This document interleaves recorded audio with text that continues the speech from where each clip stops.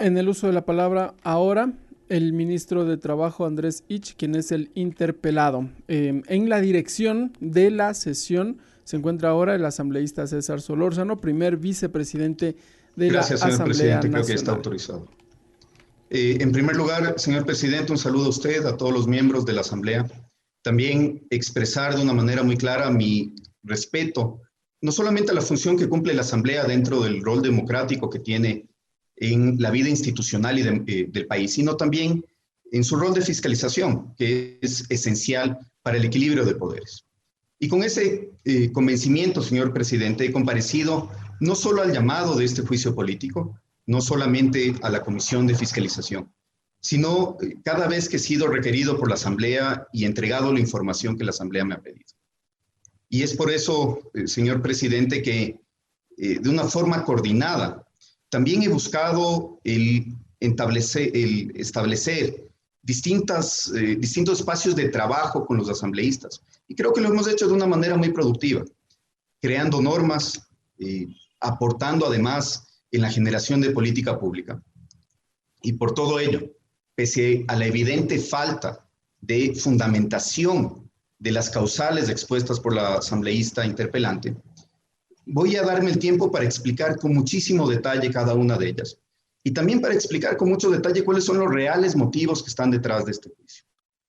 Creo que es importante que una vez que se termine esta presentación, los asambleístas aquí presentes se pregunten de una manera muy transparente, ¿de qué lado está la verdad?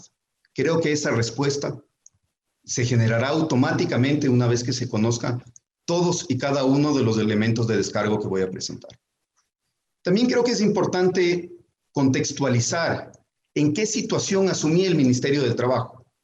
Yo fui nombrado el 9 de julio del año 2020, en el peor momento de la crisis económica, producto de la crisis financiera que afectaba no solamente al Ecuador, sino también al mundo. ¿Qué era lo que sucedía en ese momento, señor presidente? El empleo había sido destruido en todos los países de la región, en los países ricos, en los países pobres, en los países importadores, en los países exportadores. El Ecuador no era la diferencia. El Ecuador se encontraba enfrentándose a la pandemia, además con una historia de un mal manejo de política fiscal que todavía no terminábamos de corregir. ¿Qué medidas habían tomado otros de los países, tanto de la región y del mundo, para enfrentar la pandemia? Por ejemplo, subsidios al empleo, por ejemplo, créditos no reembolsables a las empresas para que puedan sostener las plazas de trabajo y transferencias monetarias directas. ¿Qué pasaba en el Ecuador? El Ecuador no tenía ahorros. El Ecuador estaba en ese momento sufriendo también los malos manejos, como decía, de muchísimos años de despilfarro y de irresponsabilidad. Las reservas del Banco Central, por ejemplo, estaban en niveles sumamente bajos. Se habían dejado papeles en lugar del dinero que debía estar en el Banco Central. Y es por eso que toda la respuesta a la emergencia sanitaria requería de una serie de decisiones de política pública que iban más allá de la posibilidad de contar con recursos económicos. Necesitábamos también contar con el apoyo de todos, de ciudadanía, de los distintos poderes del Estado. Y creo que sobre todo tomar decisiones con muchísima responsabilidad, decisiones técnicas y no decisiones de carácter político. Pero la crisis sanitaria es solamente un pedazo de la historia de lo que tenemos alrededor de los bajos indicadores laborales. Hay una serie de problemas estructurales que se acarrean desde hace mucho tiempo. El COVID había evidenciado y había agravado muchos de estos problemas, pero no los había iniciado. El país tiene históricamente un porcentaje de informalidad que le acerca a que la mitad de la población no tenga un contrato formal de trabajo. Las mujeres tienen y siguen teniendo unas brechas enormes de desigualdad frente a los hombres. Los jóvenes no tienen caminos de acceso adecuado a los mercados formales de trabajo. Y también hay serias deficiencias en las capacidades que se generan en los ecuatorianos por no entregarles herramientas a través de capacitaciones enfocadas que les ayuden a conseguir los empleos del futuro. ¿Cuáles eran, por lo tanto, los indicadores que teníamos a julio del año 2020 cuando yo asumí el Ministerio del Trabajo? La encuesta del INEC, que había sido cerrada en junio, es decir, antes de que yo asuma, ya demostraba la cifra más alta de desempleo en la historia reciente del país. Y apenas un 16% de los ecuatorianos en edad de trabajar, solamente un 16%, tenía un empleo adecuado. Las proyecciones, además, para lo que quedaba del año no eran mejores. El Fondo Monetario Internacional, por ejemplo, cuando presentó las cifras de la región, y lo vamos a ver en este momento, cuando presentó las cifras de la región, el Fondo Monetario le daba al Ecuador la perspectiva de cerrar el año con un 8,1% de desempleo. Recordamos que, de acuerdo a cómo se mide el desempleo desde hace muchos años, porque no es de ahora, el promedio del desempleo en el Ecuador estaba entre un 3 y 4%. Es decir, el Fondo Monetario proyectaba que el Ecuador cierre el año con el doble de desempleo de lo habitual. Por eso, la primera decisión que se tomó al entrar en el Ministerio del Trabajo fue abrir la información. Necesitábamos tener cifras confiables, cifras rápidas, cifras que nos ayuden a tomar decisiones acertadas. ¿Y con qué nos encontramos al abrir estas cifras? Al utilizar los recursos que teníamos en el propio ministerio, los registros administrativos del Sistema Único de Trabajo. Pues que la situación era igual de grave. Se habían perdido 267,000 empleos formales a junio del año 2020. Aquí estamos excluyendo mucho de lo que ve la encuesta del INEC y estamos hablando solamente de los contratos que se registran en el ministerio. Esta era la realidad, por lo tanto, a esa fecha.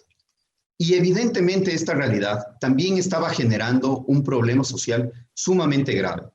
Teníamos ya para ese momento, a junio del año 2020, 5 veces más denuncias que lo que se había ingresado en todo el año 2019. Si lo comparamos por semestres, teníamos 10 veces más denuncias que en el primer semestre del año 2019. Ustedes recordarán las largas filas que habían en las afueras de las oficinas del Ministerio del Trabajo, de ciudadanos angustiados, buscando respuestas y buscando caminos. Esa situación era la que existía a julio del año 2020. Teníamos además una triple amenaza, porque no solamente era un problema sanitario, teníamos una crisis humanitaria en ciernes y además una crisis económica. Por ello, nos planteamos 3 objetivos inmediatos. El primero, preservar y crear plazas de trabajo. Esa tenía que ser nuestra misión principal. El segundo, utilizar eficientemente los recursos del Estado. Mientras más recursos podíamos destinar de gasto corriente y pasarlos a inversión, más fácil iba a ser la recuperación. Y en tercer lugar, los ciudadanos necesitaban transparencia y simplicidad. Porque transparencia y simplicidad no solamente que ayuda a mejorar la cobertura de derechos, transparencia y simplicidad también ayuda a que los ciudadanos confíen en las instituciones y por lo tanto se animen a dar los pasos para ampararse dentro del paraguas de esto. Salir de la crisis, señor presidente y señores asambleístas, era responsabilidad de todos. No había una sola política que por sí misma, menos aún una política que solamente desde un ministerio pueda ayudar a enfrentar esta triple amenaza y la gravedad de las situaciones que nos encontrábamos viviendo en ese momento. La gestión necesitaba ser técnica, necesitaba estar enfocada en la política pública y, sobre todo, necesitaba dejar de lado las políticas electorales, las políticas partidistas. También entendí que era imposible salir de esta crisis si es que no sumábamos a más personas en el debate de las políticas públicas. Invitamos actores no tradicionales, aquellos que no habían tenido usualmente una voz cuando se discuten las políticas laborales, a desempleados, a trabajadores informales, a mujeres que siguen teniendo esas grandes brechas de las que hablábamos, a jóvenes, a artesanos, a microempresarios, a emprendedores que habían fracasado y tenían la experiencia de por qué les había ido mal. Todos ellos fueron, junto con los actores tradicionales, sindicatos y gremios, a quienes sentamos en la mesa para escucharles y buscar propuestas de consenso. De la misma manera, el trabajo coordinado con la Asamblea Nacional. Y aquí tengo que agradecer a muchísimos de los asambleístas que están presentes por todo el esfuerzo que han realizado para avanzar en distintos temas de política pública, al igual que el esfuerzo coordinado con otras instituciones del Estado era indispensable. Encontramos, por ejemplo, apoyo para solucionar la deuda histórica de los jubilados. Eso se hizo de la mano con una serie de asambleístas de este cuerpo. Logramos solucionar el grave problema, o estamos en camino de solucionar ya relativamente cerca, el grave problema de los ex trabajadores de los medios incautados, que hasta ahora siguen impagos sin poder recibir su liquidación. Eso va a requerir también un esfuerzo de la Asamblea Nacional y afortunadamente ese camino lo tenemos ya identificados. O esta misma semana, en los cuales nos hemos reunido con varios de ustedes para solucionar y mejorar la normativa para que la ley de la circunscripción amazónica ayude a crear más empleo para los habitantes de la Amazonía.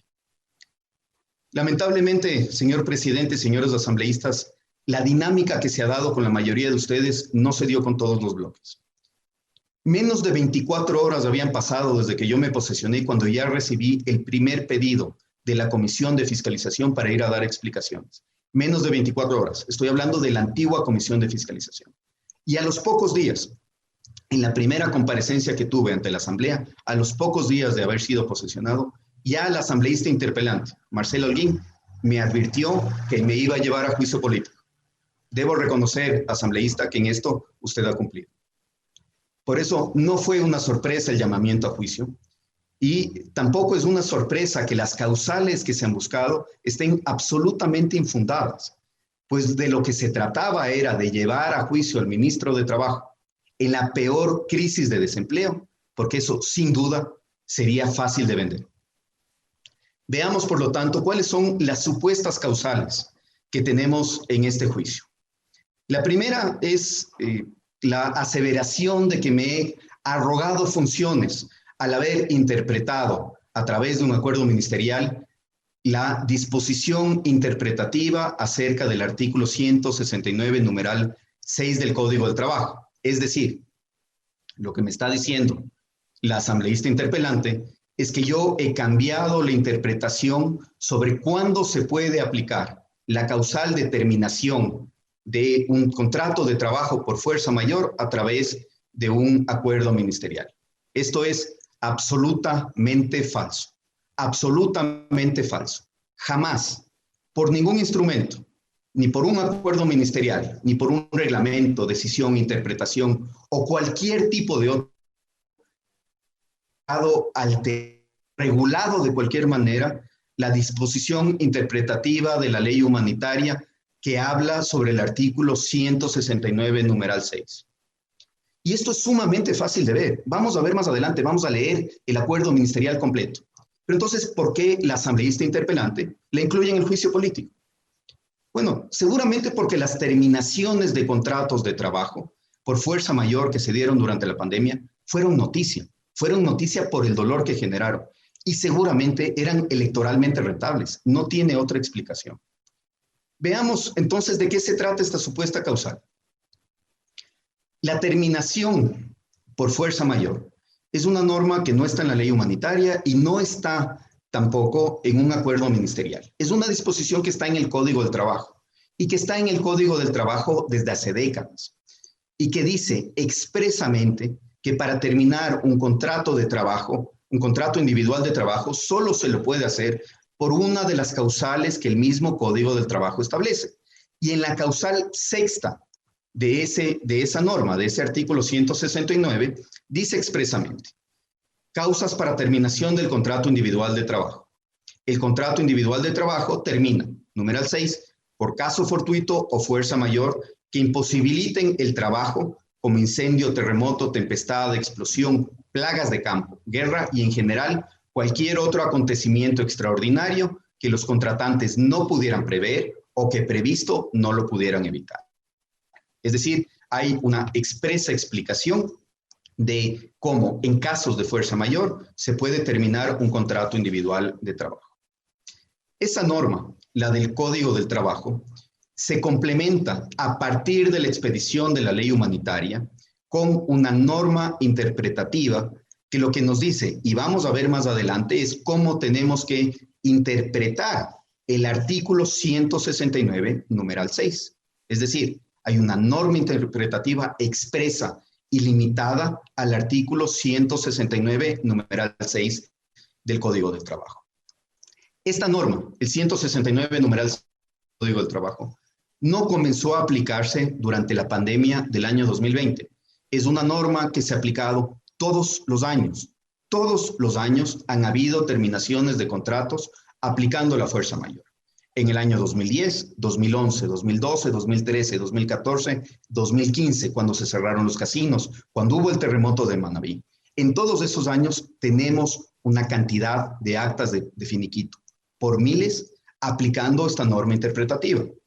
Esa norma interpretativa que en ese tiempo no le incomodaba al asambleísta interpelante, sino recién desde el año pasado.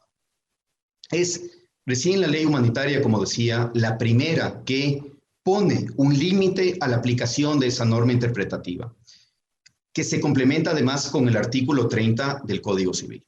¿Qué es lo que dice la norma interpretativa de la Ley de Apoyo Humanitario? La primera es que para poder terminar una relación laboral, para poder terminar un contrato de trabajo, una empresa tiene que cerrar por completo la actividad económica. Es decir, una empresa que se mantiene operando no puede aplicar esta causal. Tiene que quebrar, tiene que cerrar sus puertas y una vez que lo hace, una vez que la empresa quiebra y cierra su actividad, recién ahí la puede aplicar. Y la segunda cosa que hizo la ley humanitaria en el artículo 17 es establecer una sanción 1.5 veces más que la indemnización que correspondería por despido intempestivo si es que una empresa, un empleador, aplica indebidamente la causal de fuerza mayor. Es decir, la ley humanitaria generó dos garantías adicionales a favor de los trabajadores que no existían antes de esta. La primera es interpretación que además es retroactiva y la segunda es indemnización adicional. ¿Cuál fue el resultado de estas dos normas de la ley humanitaria? Está en la gráfica. Entre enero y junio del presente año, antes de que yo sea ministro del Trabajo, se habían producido 19.475 terminaciones de contrato aplicando esta causal. Desde julio hasta diciembre del mismo año, esa cifra bajó a cerca de la tercera parte. Es decir, estas dos disposiciones sirvieron y funcionaron. No solamente eso, aquellas personas que hayan sido despedidas indebidamente aplicando la causal de fuerza mayor van a recibir una indemnización 1.5 veces más, es decir, un 50% más alta que si hubiesen sido despedidas de no existir la ley humanitaria. Vamos a ver un ejemplo muy claro de indemnización cuando utilizamos la ley humanitaria. Este es un caso real. Oscar Padilla. El nombre no lo vamos a presentar completo para preservar la identidad de la persona. Oscar Padilla trabajó 6 años con un sueldo de $700. Cuando fue despedido antes de la ley humanitaria, su liquidación era de $637.75. El día de hoy, este trabajador, gracias a la ley humanitaria, después de la expedición del acuerdo ministerial 133, que es el que la asambleísta interpelante dice que ha servido para los despidos y ha servido para que no les paguen la indemnización, este trabajador está recibiendo $7.987.75, 12 veces más de lo que hubiese recibido si es que no existía la ley humanitaria, si es que no existía esta norma interpretativa y si es que no existía esta indemnización adicional. Y repito, esta indemnización es posterior al acuerdo ministerial 133 por el cual la asambleísta interpelante me llama a este juicio. Dije anteriormente que ni por acuerdo ministerial, ni por ninguna otra herramienta o de ninguna otra manera he regulado o modificado la disposición interpretativa de la ley humanitaria. ¿Qué es lo que utiliza la asambleísta interpelante para confundir o intentar confundir a esta asamblea? Utiliza dos artículos completamente distintos y que no tienen nada que ver el uno con el otro dentro de la ley humanitaria. En primer lugar, el artículo 20 que fue aprobado por este cuerpo legislativo nos dice que como una medida para salvar plazas de trabajo, y esto es sumamente importante, Es una herramienta para salvar plazas de trabajo, no es una herramienta de despido. Las empresas, cuando existan casos de fuerza mayor, pueden reducir temporalmente la jornada hasta que el caso de fuerza mayor desaparezca y después regresar a una jornada normal. Es decir, una herramienta de preservación de fuentes de trabajo, y de hecho está así escrito bajo ese capítulo dentro de la ley humanitaria. Por otro lado, tenemos el artículo 30 del Código Civil. El artículo 30 del Código Civil, asambleísta Holguín, no lo redacté yo, no me lo inventé yo. Es un artículo que viene desde que el Código Civil fue publicado hace cerca de 150 años, es decir, hace casi 150 años antes de que yo haya nacido, redactado por Andrés Bello en Chile, el Ecuador lo copió, y que viene del Código Napoleónico. A mí creo que se me está intentando hacer responsable hasta de lo que escribieron en la época de Napoleón. ¿Y qué dice el artículo 30? El artículo 30 del Código Civil establece un concepto general para entender qué es fuerza mayor o caso fortuito. Es un concepto que se aplica a toda la legislación ecuatoriana, excepto aquellos casos donde exista puntualmente una interpretación distinta. ¿Cuál es ese caso? La terminación de los contratos de trabajo aplicando el 169 numeral 6. No la reducción de la jornada, no el contrato emergente. Esos no han sido regulados por la disposición interpretativa y lo vamos a ver de manera muy clara más adelante. Decía que hay que recordar que la asambleísta Holguín, la interpelante, está haciendo referencia a un acuerdo ministerial que habla sobre la reducción emergente de la jornada, presentándolo como un cambio a la disposición interpretativa de otra norma completamente distinta, que es la terminación de los contratos de trabajo aplicando el 169 numeral 6. Y lo hace ella misma. Si es que ustedes se fijan en lo que está resaltado en sus pantallas, que el asambleísta Holguín acaba de presentar hace pocos minutos, hace referencia al artículo 3 del Acuerdo Ministerial 133, que regula la reducción de la jornada de trabajo. No regula, repito, el 169 numeral 6 del Código Civil. Y esta confusión la trae desde el inicio del juicio político y la repite ahora. Señor presidente, con su permiso, voy a leer por completo el Acuerdo Ministerial 133.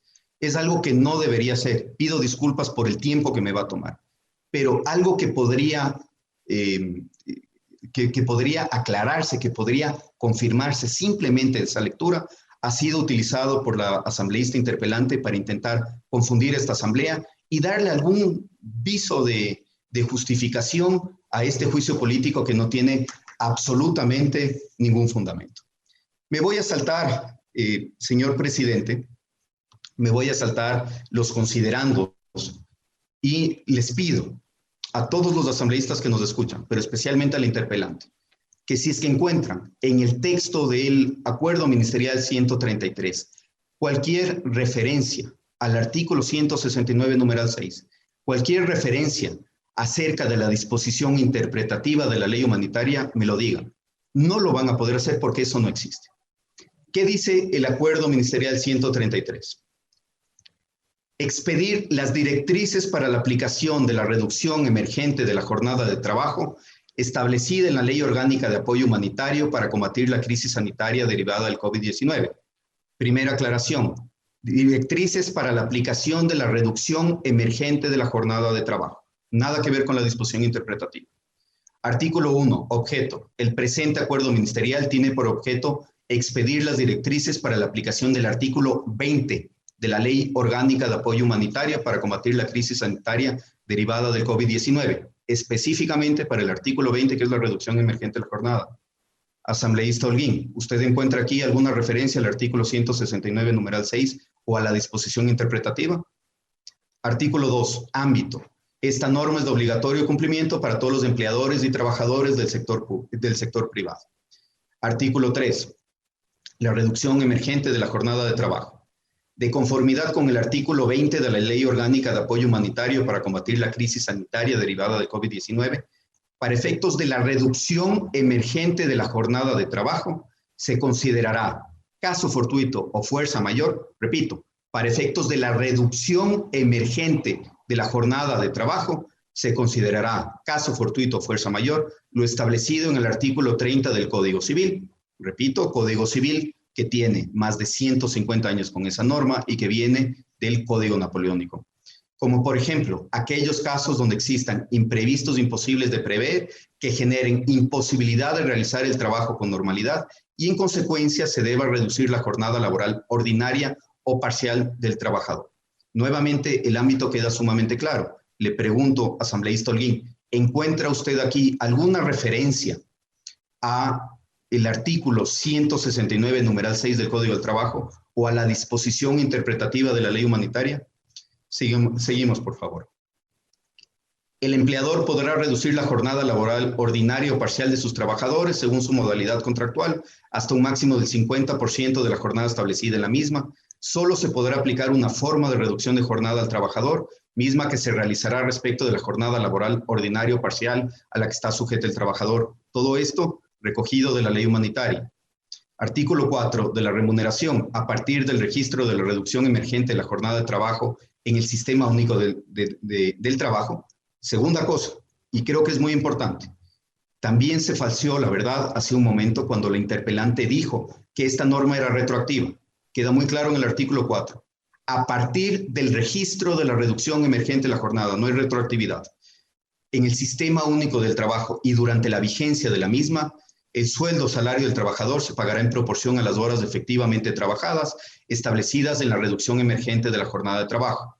El valor de la remuneración no podrá ser menor al 55% del valor de la remuneración establecida previo a la reducción emergente de la jornada.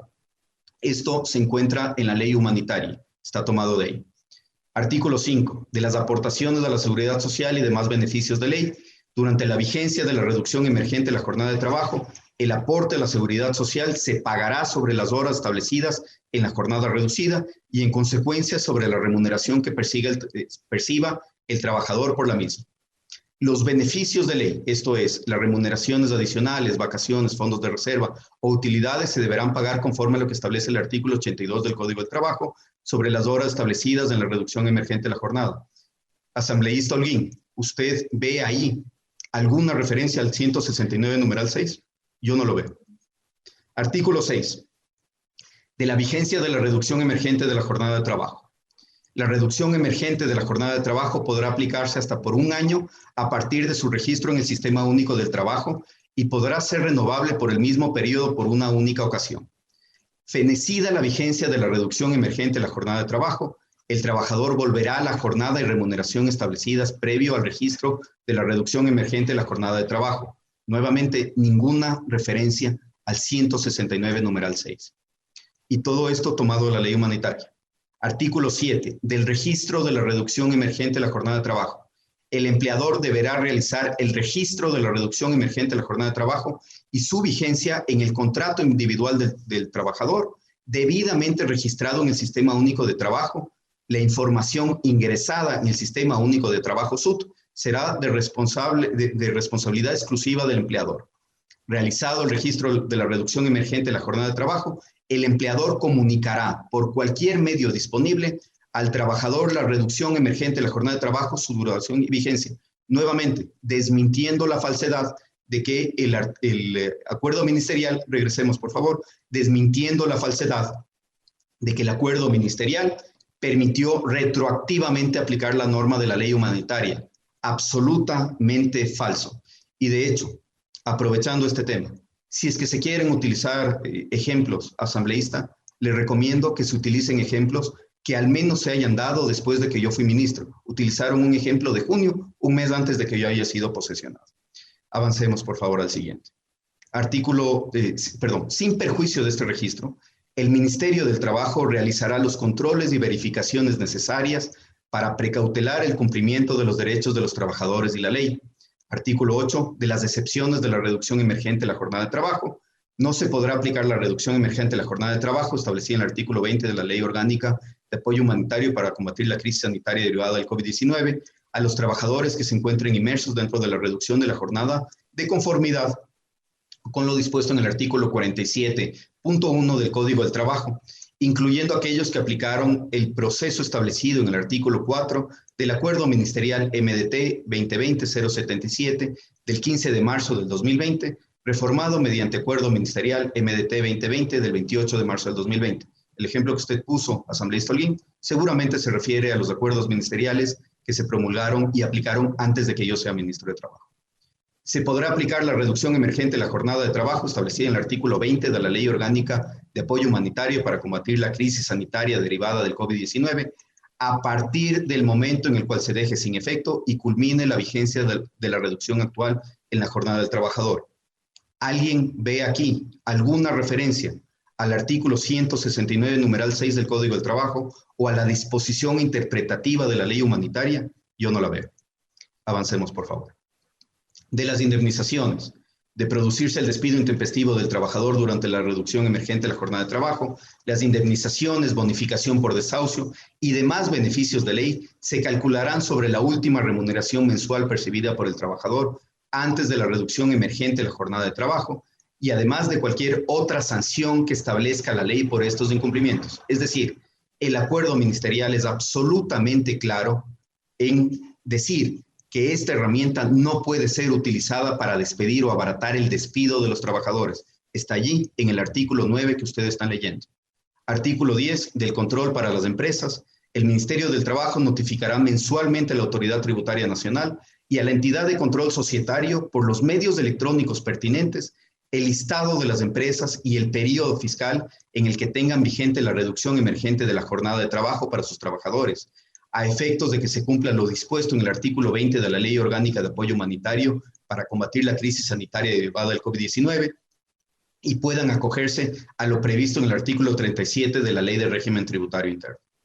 Artículo 11 de las sanciones, el incumplimiento del registro de la reducción emergente de la jornada de trabajo, conforme lo establecido en el presente acuerdo ministerial, será sancionado de conformidad a lo dispuesto en el Código del Trabajo y en el artículo 7 del mandato constituyente número 8. Es decir, asambleísta Holguín, no solamente que no es retroactivo, sino que si es que alguien violó esa disposición y no registró la reducción de la jornada, es sancionado. ¿Alguien ve aquí alguna referencia al artículo 169, numeral 6 del Código del Trabajo o a la disposición interpretativa? Disposición transitoria, única. En el caso de los empleadores que, previo a la expedición del presente acuerdo ministerial, hayan aplicado o reportado al Ministerio del Trabajo la reducción emergente de la jornada de trabajo establecida en el artículo 20 de la Ley Orgánica de Apoyo Humanitario para combatir la crisis sanitaria derivada del COVID-19, deberán realizar el proceso determinado en el presente acuerdo ministerial en un término de 15 días contados a partir de su suscripción. Disposición final única. El presente acuerdo ministerial entrará en vigencia a partir de la fecha de su publicación en el registro oficial, dado en la ciudad de San Francisco de Quito, Distrito Metropolitano, a los 15 días del mes de julio del año 2020. Me disculpo nuevamente, señor presidente, señores asambleístas, por haber leído enteramente y haber utilizado su tiempo para un acuerdo ministerial que se explica por sí solo. No hay una sola referencia, como hemos visto, ni a la reducción, ni a la norma interpretativa de la ley humanitaria, ni al 169, numeral 6.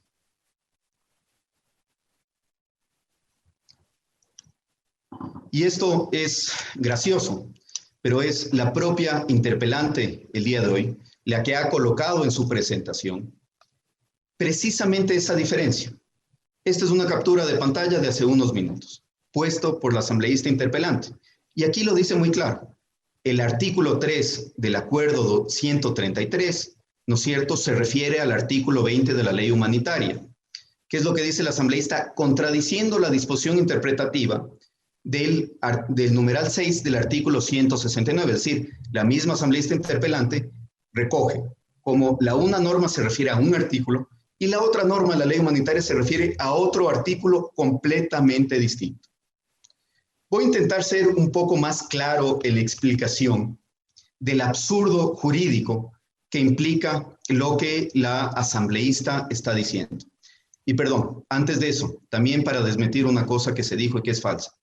No solamente que el acuerdo ministerial no es retroactivo, el Ministerio del Trabajo, a través de un correo, notificó a todas las personas registradas en el Sistema Único del Trabajo, es decir, todos los empleadores que pueden aplicar la reducción de la jornada, diciéndoles claramente que no aplica esto con efecto retroactivo. Esa es otra falsedad que se ha dicho el día de hoy. Vamos a ver ahora sí el ejemplo de una forma sumamente simple del absurdo jurídico, como decía, que es intentar extrapolar o extender indebidamente la disposición interpretativa que aprobó esta Asamblea Nacional sobre la terminación de la fuerza mayor a otras figuras de la legislación laboral. Todos los que estamos aquí sabemos cómo funcionan las relaciones laborales. Un empleador, una empresa que necesite personal, contacta a los posibles aspirantes, se suscribe un acuerdo de trabajo, se celebra un acuerdo de trabajo por cualquier manera, y esos trabajadores pasan a la nómina y pasan a trabajar para la empresa. ¿Qué es lo que nos pasó durante la pandemia?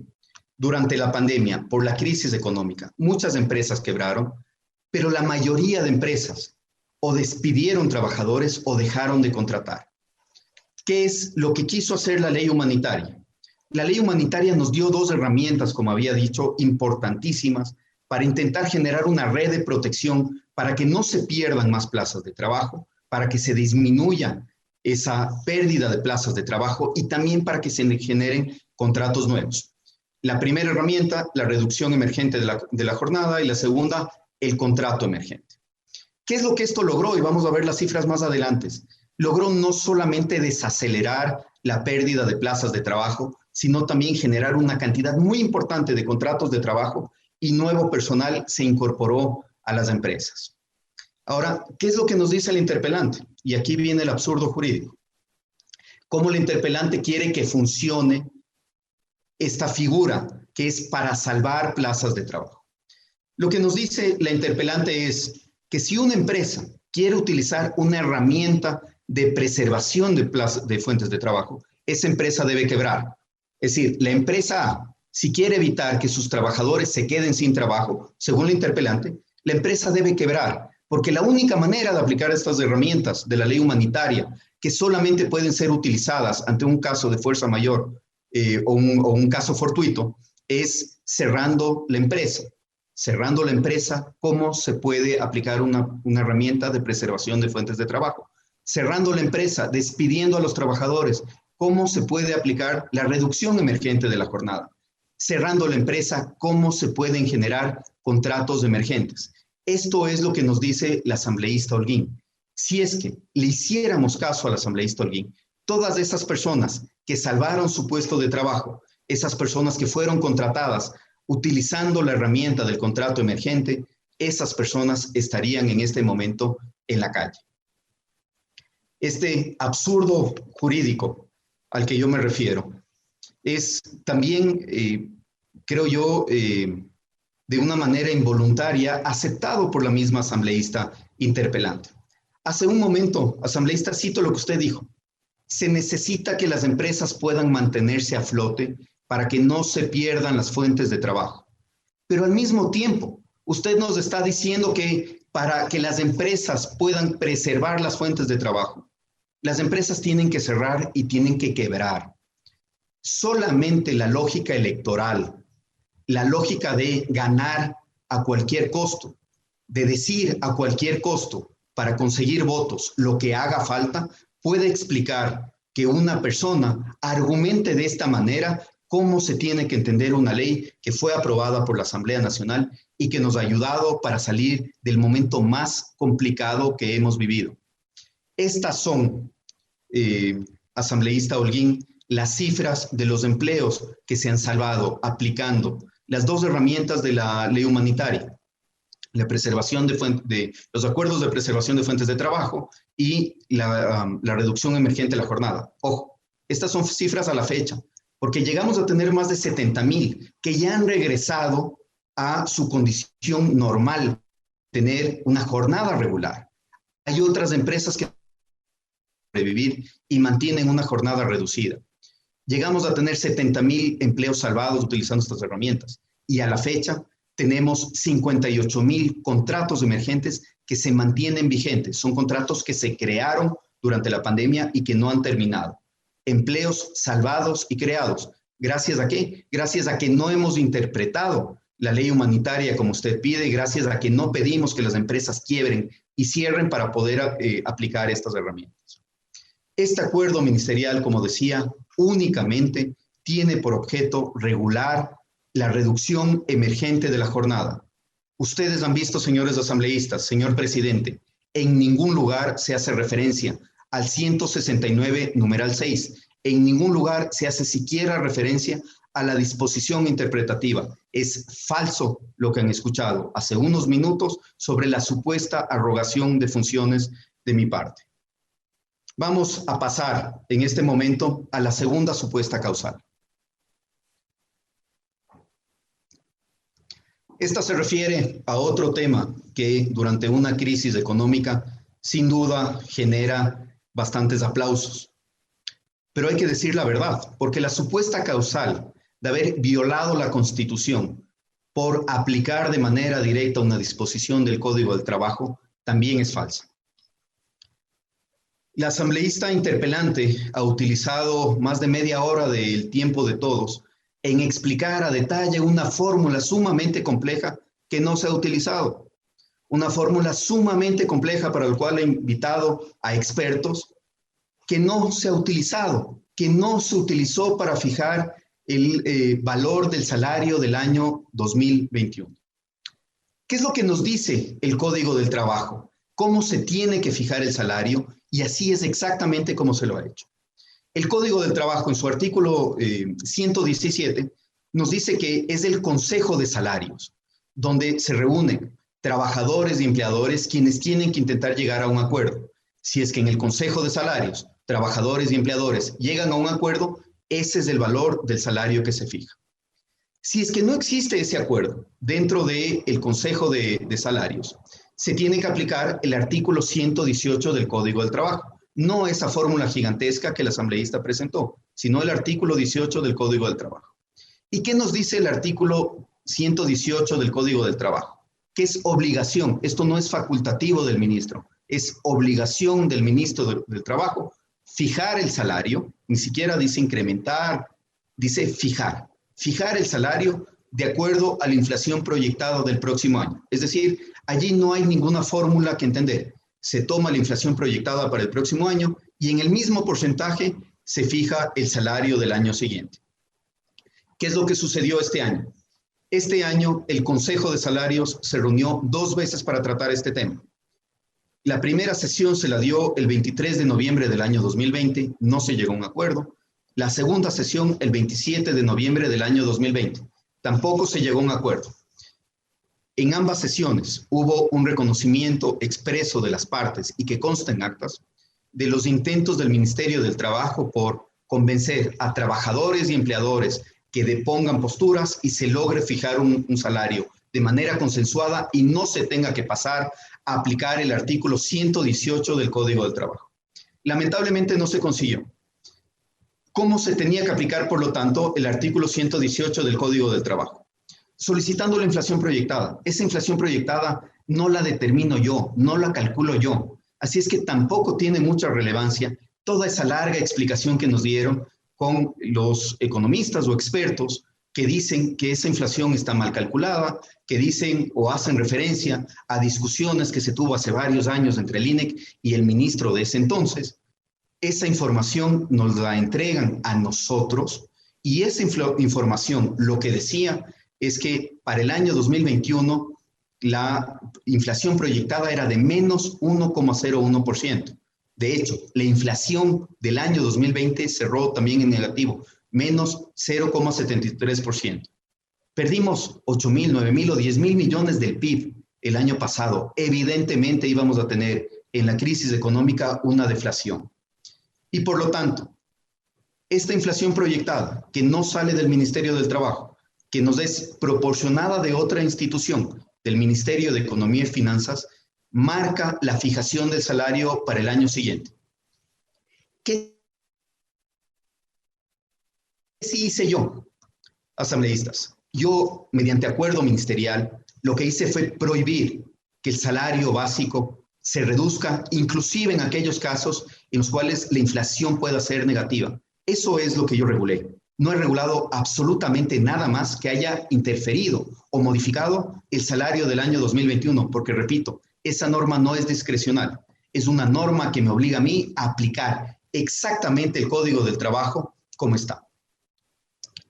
Asambleísta, usted lo que ha sugerido es que la aplicación del artículo 118 del Código del Trabajo violó la Constitución. Por lo tanto, lo que nos está diciendo es que el artículo 118 del Código del Trabajo es inconstitucional. Si es que usted cree que el artículo 118 es inconstitucional, ¿por qué no ha presentado una demanda de inconstitucionalidad? ¿Por qué, si el artículo 118 del Código del Trabajo es inconveniente, por qué no ha presentado una propuesta para modificarlo? Ha propuesto varias cosas, ha presentado varios proyectos de ley. En ninguno de ellos ha mencionado siquiera el artículo 118, una norma vigente y que es de cumplimiento obligatorio. O me está pidiendo a mí que me convierta en juez constitucional y ahí sí asuma competencias que no me competen para decretar yo que el artículo 118 del Código del Trabajo es inconstitucional y que por lo tanto no se puede aplicar. Pero además, si es que usted cree que yo he violado la ley y he violado la Constitución al aplicar el artículo 118, tiene que decirle lo mismo a todos los ministros del trabajo de años anteriores, del año 2020, del año 2021, 2019, del 2018, del 2017, del 2016, 15, 14. En todos los acuerdos ministeriales anteriores, en absolutamente todos, se toma el artículo 118, se utiliza la inflación proyectada y en base a eso se fija el salario. No se ha hecho de manera distinta en ningún año. ¿Qué es lo que cambió? La enorme crisis financiera que hemos vivido en estos años. Fíjense en ustedes lo que pasó en los países vecinos. El Ecuador mantuvo su salario básico, además del más alto de la región. El salario básico no varió en el Ecuador, no perdió capacidad adquisitiva, se mantuvo en $400. El salario en Colombia bajó de un año a otro. El salario en Perú bajó. El salario en Paraguay bajó. Y ni siquiera pongo aquí el caso de Venezuela, referente para algunos, porque no alcanzaría la gráfica para mostrar las diferencias abismales de la caída del sueldo en ese país. Por lo tanto, el salario se ha fijado, como decía, de acuerdo a lo establecido en el Código del Trabajo. He aplicado la norma como me obligaba la ley. Y además he aplicado la norma sin hacer o sin poner en duda la imposibilidad de reducir el salario, como algunos analistas jurídicos argumentaban en vista de que el artículo en referencia del Código del Trabajo habla de fijación y no de incremento. ¿Cómo se justifica, por lo tanto, la causal desde la asambleísta interpelante si es tan clara la norma del artículo 18? Nuevamente, confundiendo conceptos, el salario básico con el salario digno. Vamos a hacer una explicación muy clara de ambos conceptos distintos. Lo que ven ustedes en su pantalla, si podemos regresar, es lo que la asambleísta interpelante presentó en la Comisión de Fiscalización para hablar de del no incremento del salario básico, pero utilizando los conceptos del salario digno. Ese es el acuerdo ministerial que emitió el exministro Luis Poveda y ya vamos a ver más adelante, en este año yo emití un acuerdo ministerial sobre el salario digno. ¿Qué es el salario básico? El salario básico está en el artículo 81 del Código del Trabajo y no es muy complicado.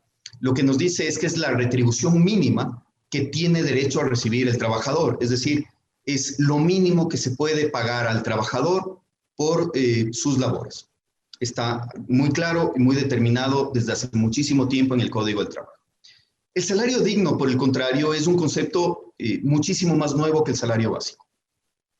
El salario digno está recogido en el COPSI, norma que se publicó en el año 2010. Y el salario digno incluye, además del salario básico, otros componentes, 13ª, 14ª remuneración, las comisiones que pueda percibir un trabajador, la participación de utilidades, los beneficios adicionales. Es decir, lo que quiere el salario digno es entender cuánto efectivamente le está ingresando al trabajador por su trabajo, no solamente por el salario básico.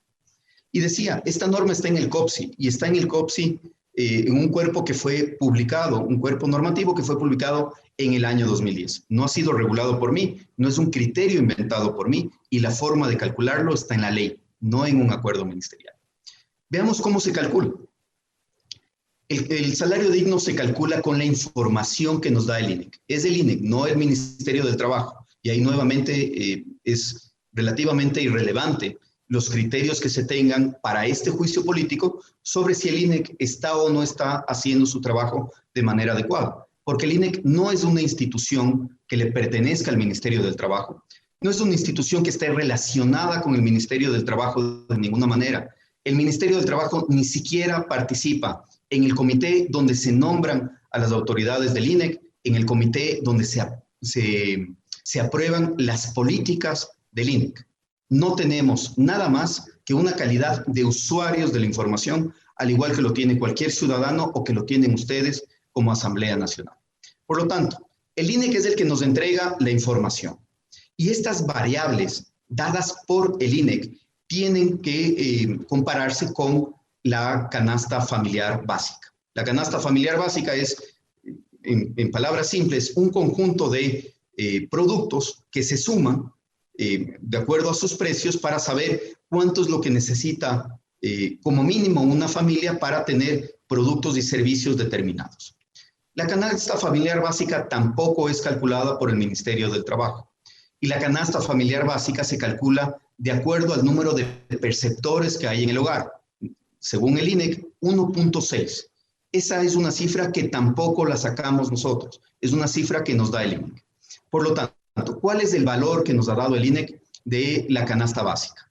En el año 2019, 715,85. En el año 2020, 715,24. Ahí pueden ver reflejada de una manera adecuada la deflación de la que hablábamos. Además, el INEC nos dice cuáles son los perceptores con los cuales se calcula si es que una familia logra tener los ingresos para cubrir la canasta básica.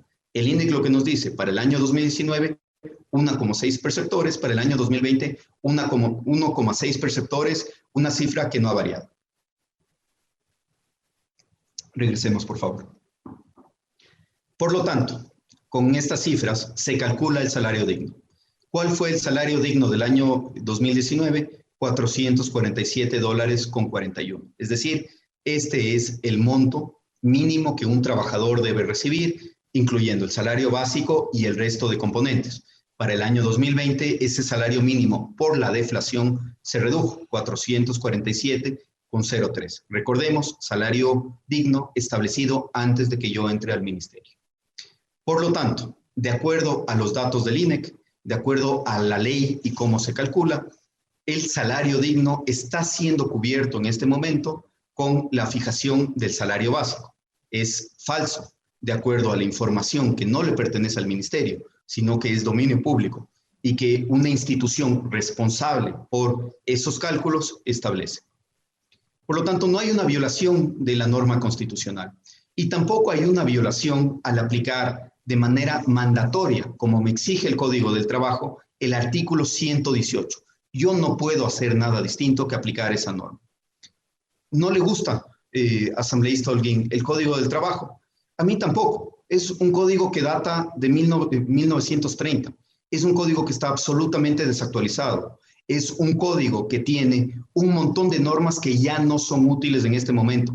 Es un código que genera barreras para el emprendimiento, que genera barreras para el trabajo, que tiene además una serie de incentivos para que las relaciones laborales no duren, para los despidos, como por ejemplo la jubilación patronal, una institución que tiene que mejorarse porque prácticamente nadie en este país se beneficia de esa institución, sino que la mayoría de trabajadores, los más responsables, los más serios, los que han durado más tiempo, son despedidos a los 19 años. A mí tampoco me gusta el Código del Trabajo, pero lo correcto es buscar los espacios para trabajar en su reforma, para mejorarlos, como hemos hecho con la mayoría de asambleístas con los que nos hemos sentado. Es verdad, usted y yo no nos conocemos personalmente, entre otras razones porque no ha habido un espacio para trabajar en conjunto normas a favor de los ecuatorianos. ¿Con quiénes sí lo hemos hecho? Con otros asambleístas, pero también con miembros de la sociedad civil. Abrimos espacios, y lo vamos a ver con detalle después, abrimos espacios donde incluimos, como decía, a desempleados, a informales, a mujeres que no pueden acceder a trabajo, a jóvenes que tienen cerrado su futuro, a microempresarios, a personas que han quebrado. Más de 9,000 ciudadanos se han dado cita a nuestra invitación para discutir el futuro del trabajo en el Ecuador, en un esfuerzo incluyente por mejorar las instituciones jurídicas, pero también en un esfuerzo por escucharles, por aprender y por seguir mejorando la política pública. En ninguna de esas participaciones, en ninguna de esas invitaciones, regresemos por favor una lámpara. En ninguna de estas participaciones, en ninguna de estas invitaciones estuvo nadie de su bancada o de su equipo.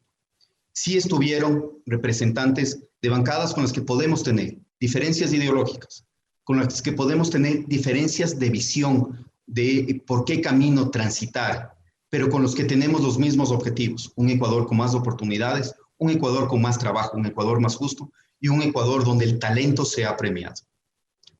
Estos problemas, estas estructuras que tienen que ser corregidas, no se van a poder corregir si es que no remamos el hombro, asambleísta Holguín. Por eso es que yo le hice la invitación a trabajar en el proyecto de ley de economía violeta. Por eso es que públicamente le pedí que dejemos de lado diferencias, más allá de lo que pasa en el juicio político, y nos concentremos en mejorar y perfeccionar un proyecto que le pueda dar a las mujeres un gran camino para conseguir trabajos, para crecer y para tener muchísima más justicia. La respuesta fue que no podían reunirse porque estaban muy ocupados en campaña. Seguramente parte de esas ocupaciones de campaña era plantear este juicio. Es por lo tanto absolutamente falsa la causal de haber violado la Constitución por haber aplicado de manera obligatoria, como no me quedaba otra, el Código del Trabajo. Vamos a la tercera causal.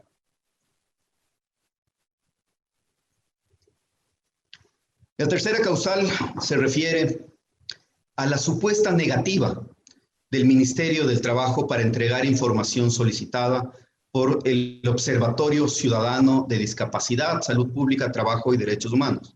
Y quiero hacer énfasis en esta parte. Solicitud realizada por el Observatorio Ciudadano de Discapacidad, Salud Pública, Trabajo y Derechos Humanos. Esta solicitud no la planteó un ciudadano particular, no la planteó una persona natural, la planteó una persona jurídica.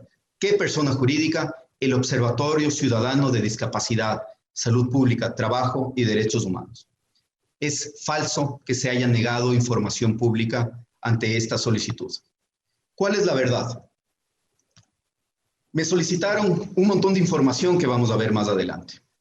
Y entre esa información me solicitaron información confidencial de las personas con discapacidad del país. Información que está protegida por la Constitución, la ley y una cantidad enorme de normas de todo nivel. Información que les pertenece a las personas con discapacidad. Información que comprendía datos personalísimos y también que comprendía información que tiene prohibiciones expresas de acuerdo al artículo 66, numeral 19 de la Constitución, que procedo a leer. El derecho de la protección de datos de carácter personal, que incluye el acceso y la decisión sobre la información y datos de este carácter, así como su correspondiente protección, la recolección, archivo, procesamiento, distribución o difusión de estos datos o información requerirán de la autorización del titular o el mandato de la ley. Ninguna persona con discapacidad autorizó la divulgación o la entrega de sus datos. Ni una sola persona había autorizado en esa solicitud que nos hicieron llegar el que sus datos personales, sus datos protegidos, sus datos confidenciales sean entregados al observatorio o a cualquier otro. La LOTAIP también tiene una protección muy específica en su artículo 6. Información confidencial. Se considera información confidencial aquella información pública, personal, que no está sujeta al principio de publicidad y comprende aquella derivada de sus derechos personalísimos y fundamentales, especialmente aquellos señalados en los artículos 23 y 24 de la Constitución Política de la República. El uso ilegal que se haga de esta información personal o su divulgación dará lugares a las acciones legales pertinentes.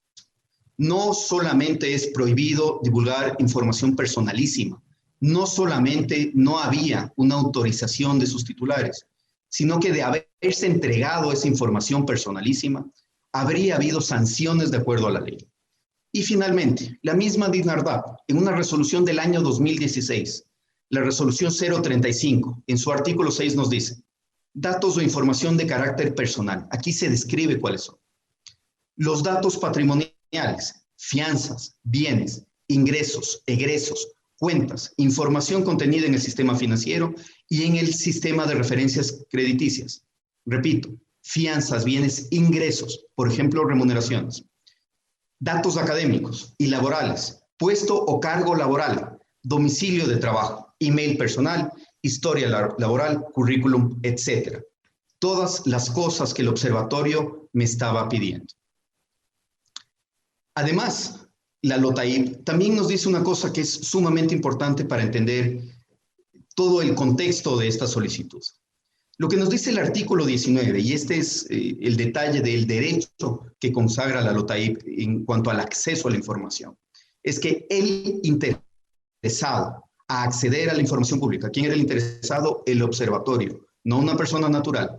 El interesado a acceder a la información pública que reposa, maneja o producen las personas jurídicas de derecho público y demás entes señalados en el artículo 1 de la presente ley, deberá hacerlo mediante solicitud escrita ante el titular de la institución. En dicha solicitud deberá constar de forma clara la identificación del solicitante y la ubicación de los datos o temas motivos de la solicitud. Es decir, el observatorio, no la persona natural. El observatorio debía identificarse de acuerdo a lo que dice la misma LOTAIP. Y no lo hicieron. Se le solicitó al observatorio, porque el observatorio era el que pedía la información y no el señor Ruiz. Se le solicitó al observatorio que entregue la información, que justifique la calidad. Y pongo el mismo ejemplo, asambleísta, que puse en la comisión. Si es que el día de mañana usted acude al Ministerio del Trabajo y me pide, como Marcela Holguín, que le entregue información estadística, le entregaré, es mi obligación. Si acude usted el día de mañana, asambleísta, y me dice, yo, Marcela Holguín, en mi calidad de representante de la Asamblea Nacional, y se atribuye una calidad como representante, ejemplo, como presidente de la Asamblea, yo lo que tengo que pedir es que se confirme esa calidad de representante, que usted es presidente de la Asamblea. Si es que no lo hace, yo no le puedo dar información a nombre de una persona jurídica que no ha justificado esté solicitando. Esta información le pedimos en una cantidad muy grande de veces, en varias insistencias, y la información no se nos entregó.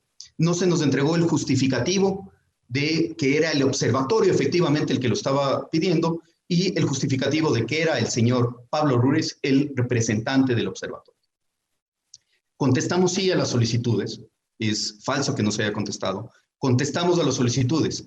Les invitamos a una reunión de trabajo en el mes de septiembre, reunión donde ya se les dio información estadística y donde se les explicó que si la solicitud venía del observatorio, debían darnos o debían presentarnos el justificativo de que efectivamente estaban hablando a nombre de ese observatorio. No se lo hizo. No se lo hizo hasta finales del mes de noviembre, ante lo cual, cuando sí recibimos, finalmente, después de insistencias de meses, la acreditación que confirmaba que el señor Ruiz efectivamente representaba al observatorio, se entregó la información estadística. ¿Cómo se entiende esta urgencia para pedir información confidencial? Antes del periodo electoral, seguramente para tener datos de algo que hacía mucho ruido, de las personas con discapacidad. Se ha mencionado el tema de los carnets de discapacidad. Les recuerdo, yo no tengo absolutamente nada que ver con la competencia para otorgar, calificar o dar ningún tipo de carnet con discapacidad. ¿Qué información sí le entregamos al observatorio? Le entregamos los planes operativos anuales aprobados del 2013 al 2020 de la Unidad de Discapacidades. Le entregamos el número de empleadores públicos y privados capacitados por la Unidad de Discapacidades. También el número total de trabajadores a nivel nacional que laboran en el Ministerio del Trabajo desde el 2012. Entregamos el número total de trabajadores con discapacidad a nivel nacional que laboran en el Ministerio del Trabajo desde el 2012. El número total de trabajadores sustitutos a nivel nacional que laboran en el Ministerio desde el 2012. Toda esta información sí entregamos. También los valores económicos recaudados a los empleadores públicos y privados por incumplimiento del artículo 8 del Acuerdo Ministerial 2018-175 desde el año 2018 al 2020. Entregamos también el detalle del valor económico asignado al CONADIS, según lo establecido en el artículo 8 del Acuerdo Ministerial 2018-175, desde el año 2018 al 2020. Entregamos el número de inspectores de trabajo desde el año 2018 al año 2020. Entregamos el número de inspecciones de verificación por provincia realizadas por las direcciones regionales del trabajo referente a las condiciones de trabajo de las personas con discapacidad desde el año 2018 al año 2020. Entregamos las instituciones del Estado, empresas públicas y privadas que cuenten con 25 más trabajadores registrados en la plataforma informática del SUT. Entregamos el número de personas calificadas como sustitutos directos, sustitutos por solidaridad humana, detallando el sector productivo, el grado de discapacidad más habitual registrado en el periodo comprendido entre el 2015 y el 2020. ¿Qué información no entregamos? Y en esto quiero ser muy claro. Es información que no entregamos porque la ley lo prohíbe, porque los dueños de la información, es decir, las personas con discapacidad, nunca lo autorizaron y porque no voy a violar disposiciones expresas de la Constitución, de la LOTAIP e inclusive reglamentarias. No entregamos identificación personal de las personas con discapacidad. No entregamos el tipo de discapacidad, es decir, los registros médicos de cada una de estas personas. No entregamos el tipo de contrato, es decir, la información laboral que está prohibida expresamente por esa disposición que viene desde el año 2016. No entregamos la formación académica, que también está prohibida expresamente por esa resolución de la DINARDAP expedida en el año 2016. No entregamos el registro SUT de todas las personas naturales o jurídicas. Nos pedían el registro de todas las personas naturales o jurídicas del país. Eso tampoco entregamos. No entregamos la información patrimonial y beneficios tributarios. Como vimos expresamente, hay una prohibición para entregar la información patrimonial o financiera de las personas. No entregamos los ingresos de las personas con discapacidad. No entregamos los montos recibidos por liquidaciones y otros beneficios, también ingresos de las personas con discapacidad. Y no entregamos ninguna otra información que pudiese poner en riesgo los derechos de las personas con discapacidad. Por ello, queda absolutamente claro que esta causal, al igual que las anteriores, son falsas. No se ha violado ninguna disposición constitucional, no se ha impedido el acceso a información pública, se ha garantizado, por el contrario, la información personal y pública de las personas con discapacidad del país, y no me presté para el juego político de entregar bases de datos de personas con discapacidad y de todos los trabajadores del país antes del proceso electoral. Finalmente, creo que es anecdótico el contarles que en una de las invitaciones que hicimos al observatorio, cuando no conocíamos de esa relación estrecha con la asambleísta interpelante, les invitamos al ministerio para explicarles nuevamente qué información no se podía entregar, y la respuesta que recibimos del representante del observatorio fue que no va a ir porque prefiere esperar a que me destituyan en el juicio político. Y les recuerdo una cosa, asambleísta. Esto fue dicho antes de que el juicio haya sido presentado. Es decir, antes de que yo conozca del juicio, seguramente el representante del observatorio ya lo conocía de manera cercana. Como vimos, señor presidente y señores asambleístas, ninguna de las causales presentadas por la asambleísta interpelante tiene fundamento. Entonces, ¿por qué se planteó el juicio? Un juicio que me lo anunciaron a los pocos días de haber entrado al despacho. Un juicio que me lo advirtieron, aún antes de haber expedido cualquiera de estas normas a las que hacen referencia, aún antes de que se me haya solicitado la información por parte del observatorio. ¿Por qué presentar el juicio? Seguramente porque era muy fácil pegarle a un ministro, más aún a un ministro desconocido, en la peor crisis de empleo que hemos vivido en la historia reciente de la República. Es muy fácil de vender el atacarle al ministro del Trabajo cuando la mayoría de ecuatorianos está sufriendo tanto por los problemas estructurales de trabajo como por los problemas coyunturales. Originalmente la asambleísta interpelante presentó 7 causales, aún más disparatadas que las que hemos visto en estas 3. Tan débiles son los argumentos de esas otras causales que la propia moción del asambleísta les ha retirado del pedido de juicio político. la moción que planteó hace una semana, ya solamente nos deja 3 causales, las que vimos, ya no las otras 4 restantes.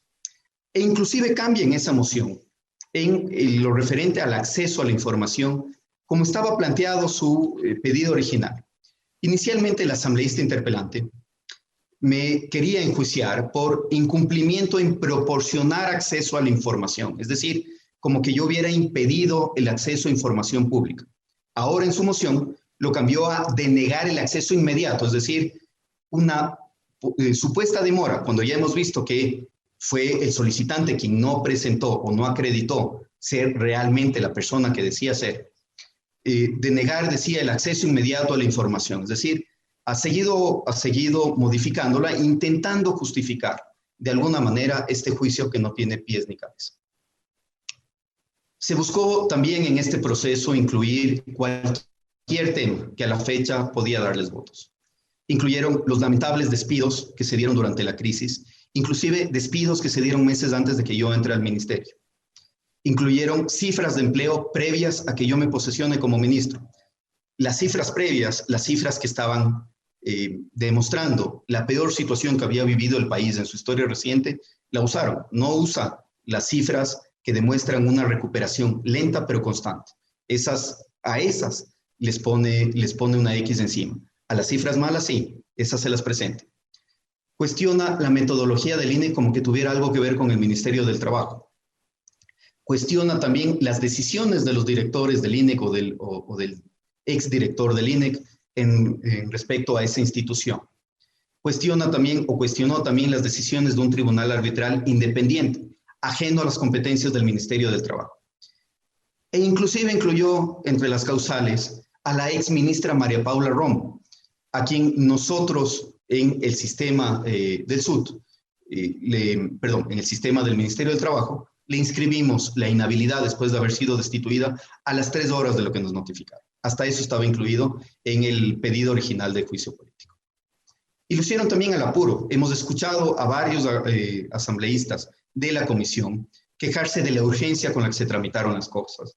Porque en palabras de ellos, no mías, asambleísta Holguín, lo único que importaba en ese momento era alcanzar al juicio político antes de las elecciones. Esa, sin duda, ha sido siempre la motivación principal. Pero hubo cosas más graves. Hubo cosas mucho más graves durante todo este proceso.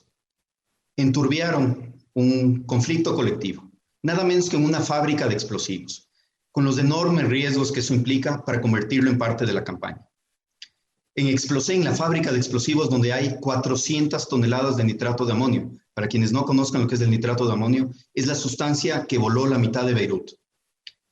En esa fábrica, con 400 toneladas de nitrato de amonio, se le convirtió en una parada obligada para los candidatos a la Asamblea e inclusive a la Presidencia de la República. Se amenazó inclusive por parte de otro actor, el señor Leonidas Issa, con tomarse la fábrica de explosivos a la fuerza si es que yo no intercedía indebidamente, violando la independencia que tiene que tener un tribunal arbitral en las decisiones de ese tribunal. Las comunidades tomarán decisiones, en este caso incluso no se descarta tomar el espacio físico de Explosén y declarar de utilidad comunitaria, porque aquí están en 2 territorios indígenas. Para que eso no suceda, inmediatamente resuelvan sobre el derecho de los trabajadores que están exigiendo. Esto ya lo hemos dicho, esto es de manera colectiva y efectivamente no queremos cerrar este proceso, exigimos que de manera inmediata resuelvan este tema.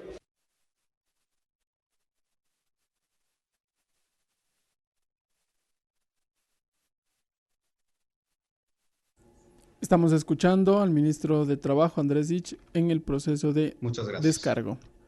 Amenazas de tomarse a la fuerza una fábrica de explosivos por parte de un actor político antes de una campaña electoral donde existen 400 toneladas de nitrato de amonio.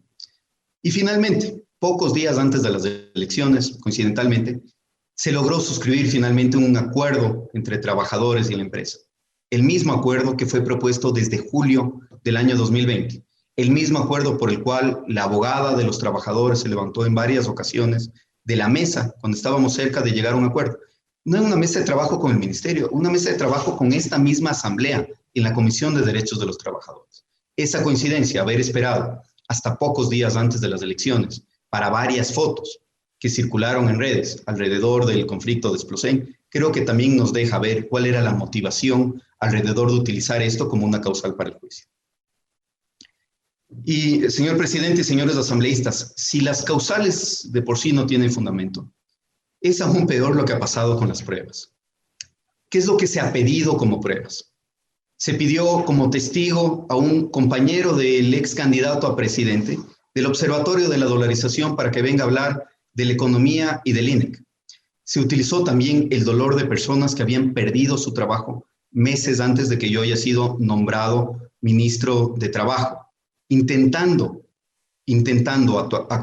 atar los despidos de esas personas de los meses de marzo, de abril, de mayo, algunos de los cuales volvió a repetir la interpelante el día de hoy, como que fueran consecuencia de mis políticas cuando yo ni siquiera era ministro. Se presentaron también testigos que nada tenían que ver con el juicio. Por ejemplo, un exdirector del INEC que fue a hablar de la situación del INEC. Insisto, una institución que no tiene absolutamente nada que ver con el Ministerio del Trabajo. Y se presentaron como expertos a testigos parcializados y que tenían una clara coordinación previa. Por ejemplo, el abogado que auspició con la interpelante una demanda en la Corte Constitucional en contra de la ley humanitaria. O juntos los abogados y uno de los árbitros del conflicto de Explosén, quienes a pesar de que en ese caso actuaban como juez y parte literalmente, en otros han patrocinado en conjunto varias causas. Quieren más evidencia de la motivación política que hay detrás de este juicio. No es solamente lo que se ha dicho, señor presidente y señores asambleístas, es también y sobre todo lo que nunca se dijo. Nunca más abusos, dijo la asambleísta interpelante hace unos momentos. Sin embargo, por años no le molestó varias de las acciones que venían desde el expresidente y que afectaban directamente y gravemente a los trabajadores.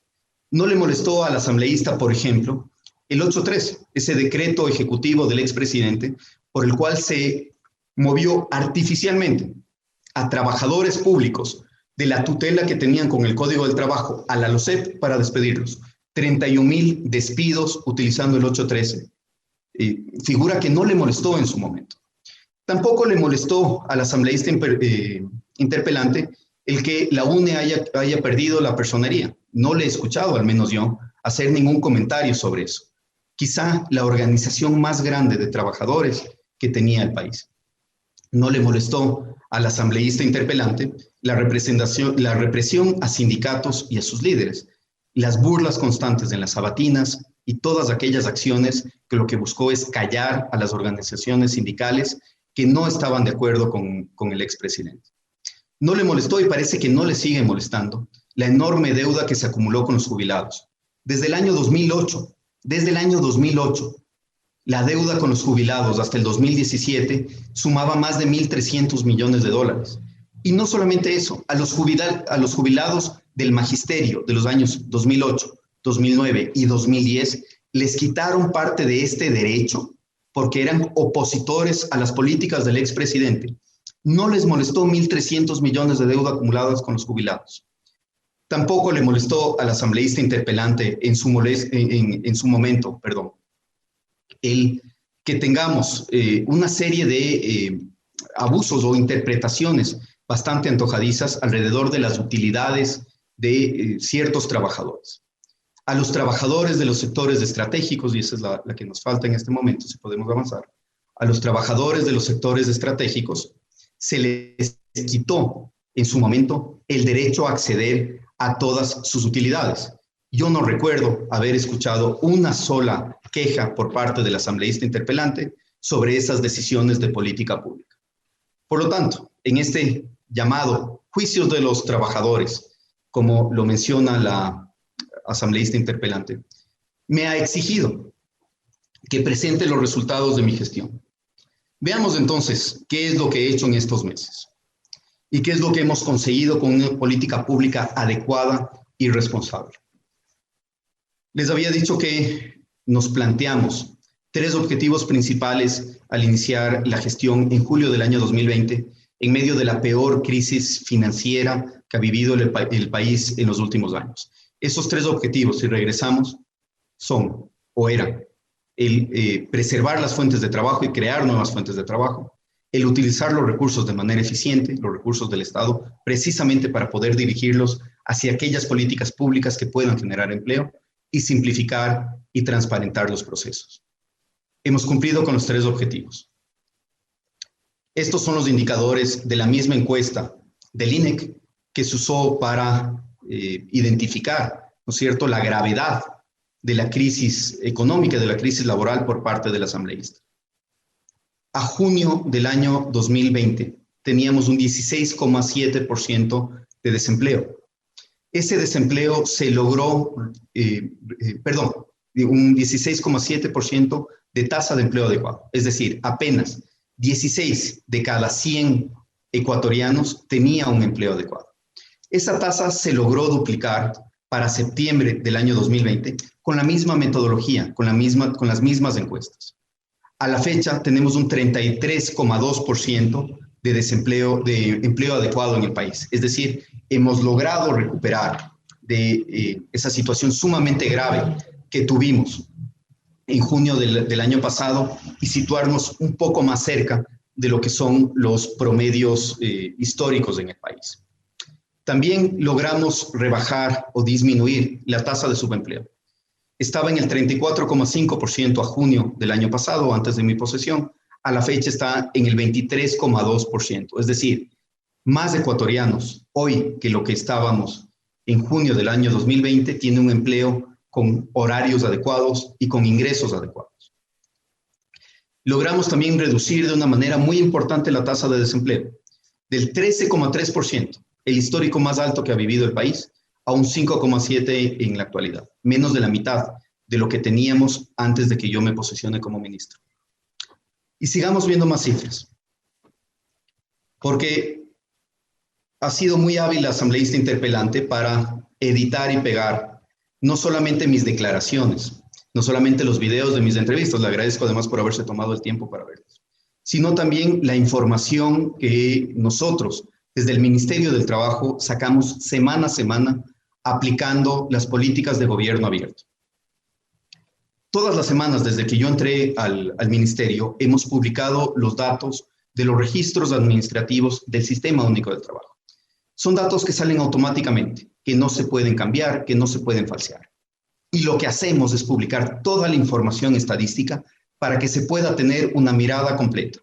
Esa lámina que tienen en su pantalla es una de las láminas que presentó la asambleísta Holguín. Son los contratos que se han creado desde enero del año pasado hasta la fecha y que siguen vigentes. Contratos de trabajo formales que son registrados en el sistema del ministerio.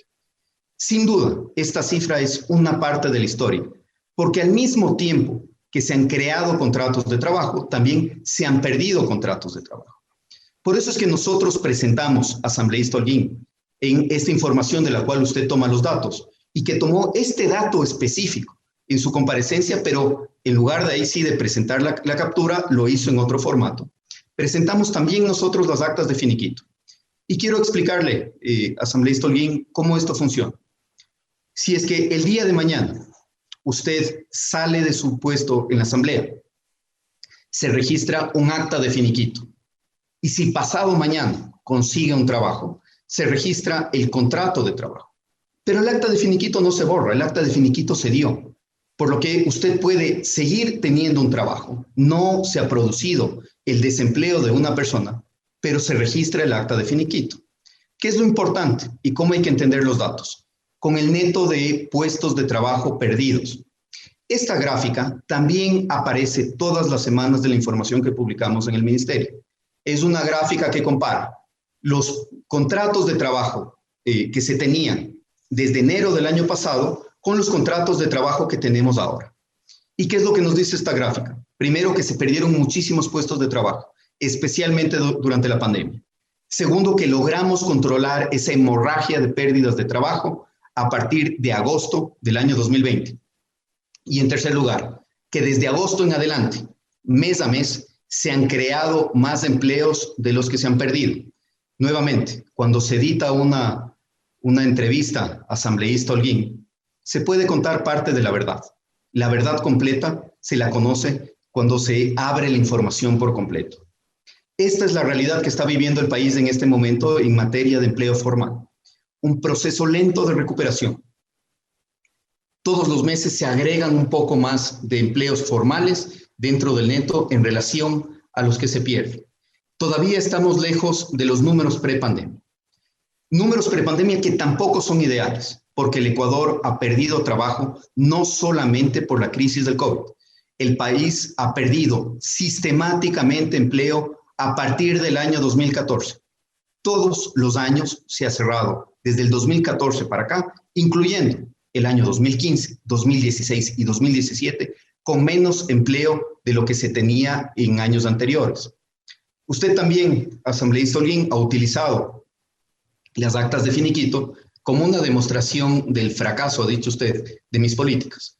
Veamos las actas de finiquito registradas en el Sistema Único del Trabajo desde el año 2015 hasta la fecha. ¿Qué era lo que sucedió en el año 2015, 16, 17, etcétera? Que se perdieron una gran cantidad de puestos de trabajo, que se suscribieron una gran cantidad de actas de finiquito. ¿Por qué no se sentía tanto quizá? Porque no teníamos, en primer lugar, toda esa pérdida acumulada de puestos de trabajo y en segundo lugar, porque todavía aguantábamos un poco con los enormes precios del petróleo que tuvieron durante mucho tiempo. Llegamos a más de $120 por barril y eso ayudó a que el empleo mejore de una manera temporal, porque ninguno de los problemas estructurales se corrigieron ni siquiera con ese petróleo de $120. En el año 2015, sin una crisis como la que vivimos con el terremoto o como la que vivimos con la pandemia, se registraron más actas de finiquito que en el mismo año 2020. En el año 2017 llegamos a 1 millón de actas de finiquito, todos estos números sacados del Sistema Único del Trabajo. Y si sumamos las actas de finiquito entre el año 2020 y el año 2021, tenemos 900 y pico de mil actas, menos que lo que se perdió en el año 2017. Es decir, los problemas estructurales del empleo son problemas que vienen desde hace muchísimo tiempo, que no se los ha llegado a corregir y es una de las tareas urgentes que tenemos como sociedad para lo cual tenemos que trabajar en conjunto. ¿Qué es lo importante también que podemos ver de los números que presentamos? Los efectos de la ley humanitaria. Me parece a mí que es sumamente importante que no sean los dogmas los que manejan la política pública, sino sean las cifras. La ley humanitaria fue sumamente criticada en un momento de angustia. Es una ley que se trabajó en la Asamblea donde muchas personas contribuyeron a mejorarla, inclusive personas que votaron en contra de la ley. Hay personas que incluyeron, por ejemplo, la misma disposición interpretativa que no había sido planteada desde el Ejecutivo, se la planteó en la Asamblea Nacional. Esa disposición que genera una garantía adicional para los trabajadores. Se crearon también algunos apoyos extras para la ciudadanía. Los mismos contratos del personal de salud. Fue una iniciativa introducida por asambleístas durante la discusión de la ley. Eso no salió desde el Ejecutivo. Y creo yo que esa ley, si bien imperfecta, si bien una ley que tuvo que trabajarse con urgencia por toda la crisis, es una ley que ha generado varios beneficios. Trabajadores de la salud que habían esperado, en muchos casos desde el año 2008 o 2010, su contrato de trabajo, su nombramiento definitivo, ahora lo tienen gracias a esas disposiciones. Y hemos salvado decenas de miles de puestos de trabajo y hemos creado decenas de miles de puestos de trabajo utilizando las herramientas de esa ley. Hemos abierto también, a través de las políticas públicas establecidas por el Ministerio, la puerta a una cantidad enorme de jóvenes que ahora tienen empleo. Y lo hicimos sobre todo a través de 2 herramientas que regulé mediante acuerdos ministeriales. El contrato por giro de negocio, que lo abrimos a todas las actividades. Se lo tenía en la legislación exclusivamente utilizado para los grandes proyectos del Estado, con una visión que excluía la posibilidad de que innovadores puedan trabajar alrededor de proyectos y puedan generar plazas de empleo. Plazas de empleo que sobre todo se van a jóvenes, porque se utiliza esta modalidad en la construcción, en las herramientas digitales. Y además hemos generado otras plazas de trabajo para jóvenes utilizando nuevas modalidades contractuales que sacamos, como el contrato productivo, el contrato de emprendimiento o el contrato joven y de formación. Estas herramientas creo yo que hacen una radiografía muy interesante sobre la diferencia de visión asambleísta Holguín, que usted planteó el día de hoy en su comparecencia, de lo que se vivía y lo que se vive ahora. Tengo mucho orgullo por lo que hemos hecho alrededor de estas modalidades contractuales. Y veamos esa radiografía, porque me parece que habla por sí misma de esa diferencia de política pública que usted tanto ha exigido. Estos son, señores asambleístas, los que vamos a ver a continuación. Los contratos de trabajo que a la fecha están vigentes, contratos formales que a la fecha están vigentes, utilizando las modalidades creadas por acuerdos ministeriales desde el año 2015 hasta la fecha. Es decir, desde que los ministros de trabajo pueden regular mediante acuerdos ministeriales figuras específicas de contratación, se han creado del año 2015 para acá, pasando por 5 ministros, 488 contratos que están vigentes. No son 488,000, son 488 contratos. Hay modalidades contractuales que en todo el país tienen una sola persona trabajando con esa modalidad. El contrato turístico por evento parcial discontinuo, por ejemplo. El contrato turístico permanente, el contrato agrícola por actividades a jornada parcial. ¿Cuáles son los contratos de trabajo que existen en la actualidad, que están vigentes y que se han creado por las modalidades contractuales que yo he regulado desde julio del año 2020? 113,532 contratos de trabajo creados y vigentes por las modalidades contractuales que yo he regulado, asambleísta Holguín. Esa comparación es precisamente la que nos tiene que ayudar a identificar cuáles son las herramientas, cuáles son las condiciones que ayudan a que la política pública mejore. 488 contratos en casi 6 años, con acuerdos ministeriales suscritos por 5 ministros. 113,532 contratos de trabajo vigentes a la fecha por modalidades contractuales reguladas por mí en estos 8 meses. Esas diferencias son sumamente importantes, como decía yo, para plantear una nueva política pública. Es urgente y necesario que esta data, la data que nos permite entender qué funciona y qué no, sea una data que nos pueda ayudar a mejorar las instituciones jurídicas, que nos pueda ayudar a modernizar el Código de Trabajo y sobre todo a marcar un rumbo y un norte. ¿Por qué han funcionado estas modalidades contractuales? Entre otras cosas, por volver a creer en los ciudadanos, por no tratar a los ciudadanos como tramposos, por no creer que hay segmentos de la ciudadanía que son enemigos de otros segmentos de la ciudadanía, por no creer que el Estado tiene que estar metido en cada cosa que hacen los ciudadanos. El remover barreras, el usar la lógica, el pensar en cómo trabajadores y empleadores pueden encontrar los mejores caminos para un futuro, es lo que marca fundamentalmente esta enorme diferencia entre los trabajos que he creado con mis acuerdos ministeriales y los trabajos que se crearon en casi 6 años anteriores. También regulamos desde el Ministerio del Trabajo una modalidad que la Asamblea le incluyó en la ley humanitaria, el teletrabajo. El teletrabajo es un avance sumamente importante. Creo yo que la inclusión que hizo la Asamblea Nacional en la ley humanitaria ayudó mucho, pero quedaban algunos vacíos. Lo regulamos de manera adecuada, garantizando periodos de desconexión, periodos de descanso, el uso de herramientas que se puedan entregar a cargo del empleador, el que los trabajadores puedan tener las suficientes garantías. ¿Cuál es la consecuencia de esto? No solamente que hemos ayudado a proteger a los ciudadanos del contagio del COVID, evitando que salgan de sus casas y se trasladen grandes distancias, sino que el teletrabajo ha seguido creciendo. En marzo del año 2020 teníamos apenas 18,000 personas teletrabajando en el sector privado. Al día de hoy tenemos 162,000. Es una herramienta que nos ayuda a estar más seguros, es una herramienta que nos permite estar cerca de nuestras familias y es una herramienta que nos está generando productividad y nos está preparando como país para los trabajos del futuro y las oportunidades del futuro. También desde el Ministerio del Trabajo hemos mejorado las herramientas de la ley de pasantías. Estamos ayudando con estos cambios a que los estudiantes que están en carreras de educación dual, es decir, carreras sobre todo técnicas, donde tenemos un componente académico y un componente práctico se enrolen mucho más rápido en aquellos sectores de la economía que pueden generar plazas de empleo de calidad. En el sector de la construcción, en los sectores vinculados con actividades de ingeniería, en los sectores vinculados con actividades científicas, además sectores donde hay muy pocas mujeres, por lo tanto las mujeres que están estudiando en carreras de educación dual se están beneficiando de estos incentivos generados a través de acuerdos ministeriales.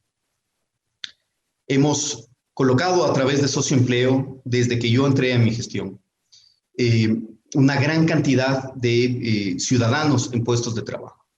Desde enero del año pasado hasta la fecha, vamos ya a 64.971 colocaciones de ecuatorianos a través de la red socioempleo. Solamente esta semana suscribimos un convenio con la alcaldía de Joya de los Hachas para tener allí otro punto que nos permita abrir la red o extender la red de socioempleo en la Amazonía y que por lo tanto más ecuatorianos se puedan beneficiar. Nuevamente, un convenio suscrito gracias al trabajo colaborativo entre el Ejecutivo y la Asamblea Nacional. El Ministerio del Trabajo también se ha enfocado durante mi gestión en generar nuevas capacidades, darles a los ecuatorianos nuevas herramientas que les ayude no solamente a conseguir plazas de trabajo, sino a mejorar las condiciones actuales y a prepararse para el futuro. Decidimos subir desde el Ministerio del Trabajo una gran cantidad de capacitaciones, más de 1,000 capacitaciones distintas, que han permitido hasta la fecha capacitar a 132,000 ecuatorianos. Esto solamente en el periodo en el cual yo he sido ministro. Y ante su pregunta, asambleísta Holguín, de qué hemos hecho alrededor de los temas de salud ocupacional, solamente en capacitaciones relacionadas con salud y seguridad ocupacional, vamos 104,235 desde que yo soy ministro de Trabajo. Porque yo creo que la manera de mejorar las condiciones laborales no es persiguiendo y ahorcando, sino haciendo que las partes y sobre todo los empleadores entiendan cómo pueden mejorar las condiciones de los trabajadores, cómo pueden adecuar su estructura empresarial a las regulaciones normativas y cómo podemos construir relaciones laborales más justas. 104,000 beneficiarios, alrededor de capacitaciones solamente en seguridad y salud en el trabajo. Hemos, como decía, abierto la mesa de discusión a todas aquellas personas que quedaron excluidas tradicionalmente del debate del trabajo. En Juntos por el Trabajo recibimos a más de 9,000 ciudadanos que se acercaron a plantearnos sus preocupaciones, sus propuestas, sus observaciones, sus historias. Con la academia logramos sistematizar todas estas propuestas y las hemos traducido en un proyecto que será entregado al presidente electo para que se pueda tener un camino recorrido y con muchísima legitimidad, porque son propuestas de la ciudadanía para esa gran discusión que tenemos que tener alrededor de la modernización de la legislación laboral y alrededor de hacer a la legislación laboral realmente una herramienta de progreso y de prosperidad y no una traba para la generación de puestos de trabajo, no una traba para la formalidad. Hemos también tenido una participación muy activa en la solución al problema de los jubilados. Ese problema sobre el que nada dijo usted, asambleísta, cuando se debía a los jubilados más de 1.300 millones de dólares. Hemos ayudado que hasta la fecha se paguen precisamente 1.315 millones de dólares de los jubilados. Existe todavía un monto pendiente importante, sobre todo de las obligaciones que se generaron en los últimos años. La deuda acumulada era tan grande que ha sido imposible ponerse al día hasta este momento. Esta es otra tarea que queda pendiente para el presidente electo. Es una tarea que tenemos que seguir apoyando. Y aquí quiero hacer un reconocimiento muy especial a varios de los asambleístas que me apoyaron o con los cuales nos apoyamos mutuamente en conseguir caminos y soluciones. Especialmente a los asambleístas que formaron parte de la Comisión Ocasional de Jubilados. De manera sistemática y periódica nos reunimos buscando soluciones, nos unimos en mesas de trabajo, logramos suscribir 2 convenios logramos además evitar medidas de hecho que ponían en riesgo la salud de los jubilados, y aunque todavía hay una deuda pendiente, una deuda que no solamente es económica, es una deuda moral que no hemos podido terminar de cumplir, al menos la situación está mejor que la que había a mayo del año 2017. Hemos también buscado optimizar los recursos del Estado. Hemos planteado estructuras tipo y hemos ayudado a otras instituciones a mejorar la arquitectura institucional. Solamente mejorando esta arquitectura institucional hemos logrado ya un ahorro acumulado de cerca de $1 millón mensuales haciendo este trabajo. Es nuevamente un esfuerzo que sigue encaminado a poder destinar los recursos de los ecuatorianos a aquellas cosas que más se necesitan.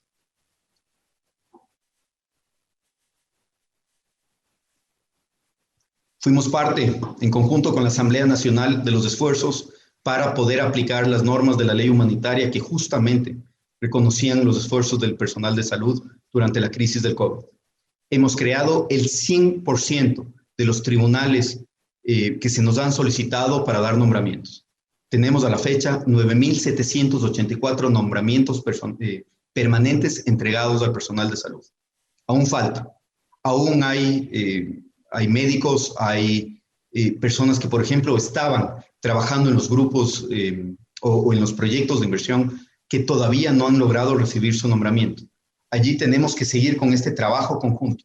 Tenemos que seguir haciendo esfuerzos, no solamente para cumplir la norma, sino sobre todo para cumplir con la palabra que se ha dado. Sin embargo, en lo que le compete al Ministerio del Trabajo, hemos cumplido al 100% nuestras obligaciones y mucho de lo que vemos aquí reflejado en estos casi 10.000 nombramientos permanentes se ha debido a la fuerza, al ímpetu y sobre todo a la constancia con la cual hemos buscado soluciones en favor del personal de salud del Ecuador. Hemos también mejorado muchísimo el sistema de atención de denuncias a los ciudadanos. Recordemos, como les decía, esas enormes filas que teníamos durante la pandemia a julio del año 2020 de ciudadanos buscando protección, de ciudadanos buscando consejo, de ciudadanos buscando respuesta. Teníamos apenas a junio del año 2020 3.800 denuncias atendidas. A la fecha tenemos 50.700 denuncias atendidas. En el año 2019, para que tengan una comparación, se atendieron 4.000 denuncias. Es decir, hemos multiplicado por 12 el número de denuncias que se presentaron en el año 2019. ¿Cómo lo hicimos? Con eficiencia, con rectitud, con atención y porque nos importa. Porque decidimos volcar los esfuerzos del Ministerio a simplificar los trámites y a poner a los ciudadanos en primera línea y no al final. 50.000 denuncias atendidas en 8 meses, frente a las 4.000 denuncias atendidas del año 2019 y a las cerca de 4.000 denuncias que estaban atendidas antes de que yo entre al Ministerio en el primer semestre del año 2020. Triplicamos también el número de mediaciones realizadas en el Ministerio si comparamos el primer semestre del año 2020 con el segundo semestre del año 2020 cuando yo ya era ministro. ¿Por qué lo hicimos? Porque aquí hay un convencimiento también personal. Los conflictos de trabajo tienen que disminuirse, no incrementarse. No sirve de nada elevar los conflictos, poner a los trabajadores en una situación de incertidumbre, hacerles gastar plata durante meses o años en abogados, en procesos administrativos o en procesos judiciales. Estamos capacitando a todos los inspectores del trabajo para que se conviertan en mediadores certificados. Esos inspectores del trabajo, calificados como mediadores certificados, nos ayudarán a futuro a resolver los problemas laborales en una mediación, a ponerle fin a esos problemas, a darle certezas a las partes, sobre todo a los trabajadores, y a descongestionar la función judicial. Yo no soy asambleísta interpelante responsable por posibles demoras en la administración de justicia. Sí soy responsable por plantear soluciones para evitar que esos casos lleguen a la justicia. Y eso es precisamente lo que estamos haciendo. Incluimos desde el día 1 de la gestión las políticas de gobierno abierto como políticas rectoras del Ministerio del Trabajo. Hemos publicado indicadores todas las semanas de manera constante, garantizando calidad del dato, garantizando además acceso fácil de los ciudadanos a esos datos y utilizando esa data para tomar decisiones. Las políticas de gobierno abierto nos han permitido también el poder ver cómo la mejora en los indicadores laborales podía perfeccionarse o podía ser utilizada para plantear nuevas alternativas. Hemos, como Ministerio del Trabajo, en este proceso de gobierno abierto, porque recordemos que la transparencia es uno de los pilares de gobierno abierto, pero no es la única, también simplificado los procesos. Teníamos a julio del año pasado en esas largas filas, sobre todo a ciudadanos que requerían información. Ciudadanos que tenían que esperar a ser atendidos por una persona en ventanilla, que además sufrían de la variedad de criterios que daban los funcionarios que con buena voluntad intentaban ayudar y guiar los problemas. Información que muchas veces era contradictoria entre direcciones regionales o dentro de la misma dirección regional. Lo que hicimos fue implementar, y además con esta implementación nos ahorramos $100,000 anuales. Implementamos un sistema simple llamado Matilde, que ha atendido en pocas semanas más de 120,000 consultas de ciudadanos. Consultas que ahora no solamente les llegan a los ciudadanos en fracciones de segundos, sino que además les generan certezas, evitan la discrecionalidad, evitan los posibles espacios para corrupción y evitan estas contradicciones que eran muy frecuentes dentro del ministerio. Avanzamos también en la simplificación de procesos, pero sobre todo en recuperar integridad. Comenzamos con mi gestión, la certificación del Ministerio del Trabajo en la ISO 37001, la ISO antisobornos.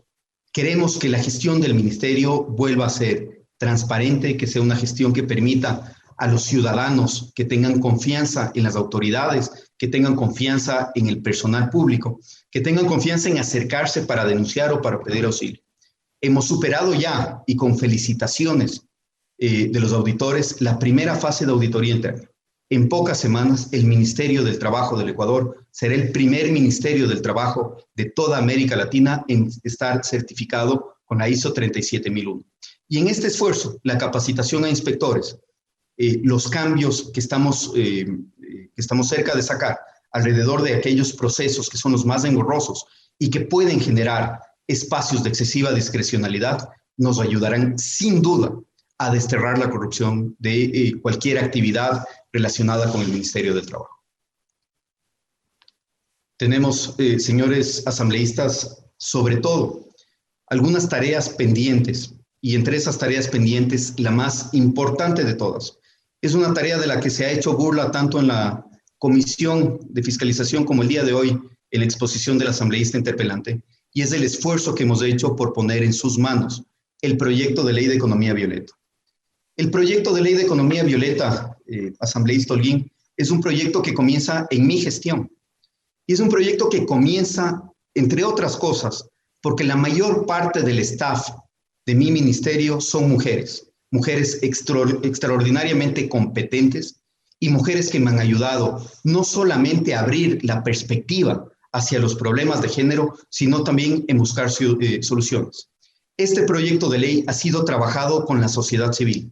Es un reconocimiento también a todas esas luchas que contra viento y marea han desempeñado mujeres en distintos ámbitos de la vida política y pública del país.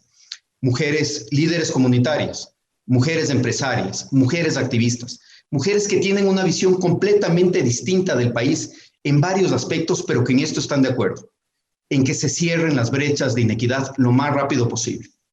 Yo le invité a usted a reunirnos y seguir contribuyendo a ese proyecto. Usted lo ve como una ofensa. Yo lo veo como un esfuerzo para construir una política pública incluyente, de largo plazo y que sobre todo sea una política pública que ponga cimientos importantes para cerrar esas terribles brechas de género. Han habido varios asambleístas con los cuales me he reunido y he trabajado este proyecto de la misma manera que le invité a usted. Esos asambleístas contribuyeron, esos asambleístas nos ayudaron a mejorarlo y esos asambleístas ahora lo están incluyendo y lo están impulsando dentro de la agenda legislativa. Este es un proyecto que tiene que exceder al ministro de turno, al gobierno de turno, a la asamblea de turno y sin lugar a dudas, es un proyecto que tiene que exceder las lógicas electorales y las lógicas políticas.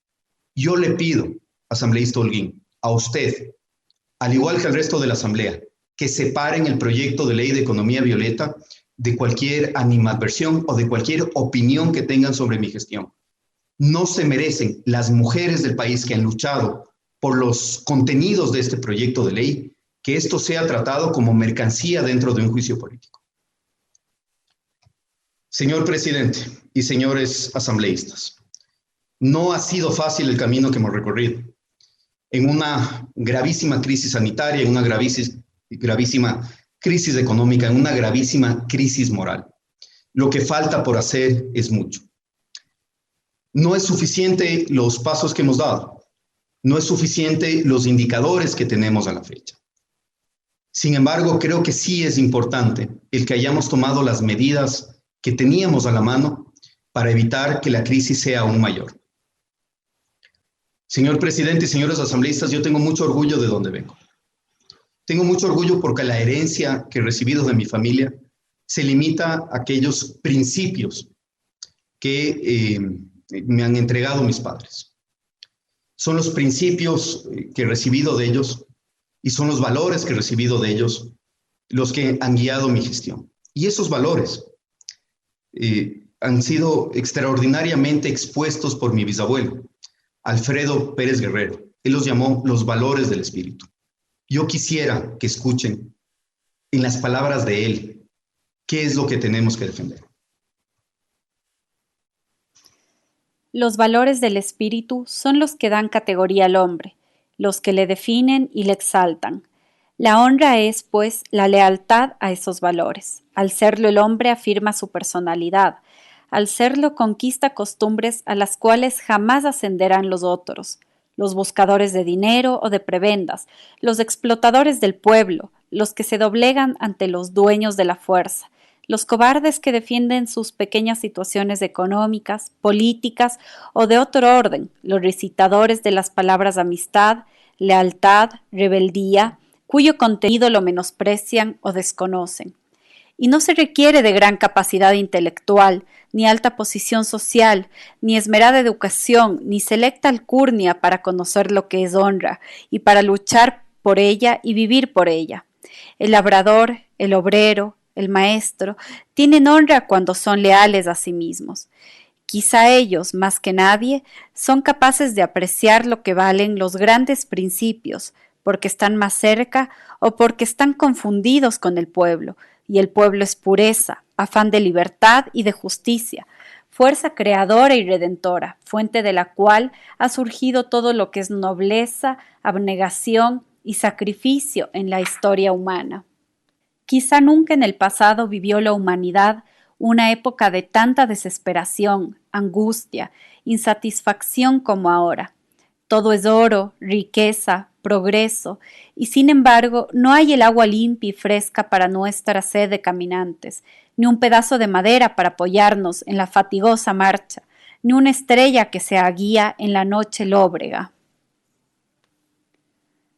Hay pues que partir y comenzar una nueva empresa vital. Los viajeros han de tener fe en las virtualidades del alma y han de henchir su espíritu de humildad y también de coraje. La humildad es una virtud de amor, y solo el amor puede redimir al mundo de su aspereza de hoy, de su soberbia y de sus crímenes. La soberbia está enfrentando a unos hombres con otros, en una competencia de destrucción y de muerte, y es falso que quien tenga las más poderosas armas, las más infernales y mortíferas, será el campeón y el dueño de la tierra. Las realidades y las esencias del hombre son el pensamiento que busca la verdad de la materia, de la vida y del alma, la libertad para ensayar una ruta y otra que asciendan a la luz, el amor que es unión y fraternidad entre poderosos y débiles, porque todos somos una sola carne y un solo espíritu de sufrimiento y anhelo. Y el derecho, forma de la vida que da a cada uno lo que es suyo y que considera que eso que es de cada uno tiene un contenido no solamente de bienes materiales, sino sobre todo de la riqueza inalienable de la dignidad, del honor y de la esencia espiritual del hombre. Cuando un hombre no corresponde a la misión que se le ha confiado, cuando calla por cobardía o por interés personal, Cuando subordina la verdad a los premios de la riqueza, del poder o de los bienes de la vida, ha dejado de ser hombre. El hombre es un ser con dignidad y con libertad, o no es hombre, sino animal de instintos.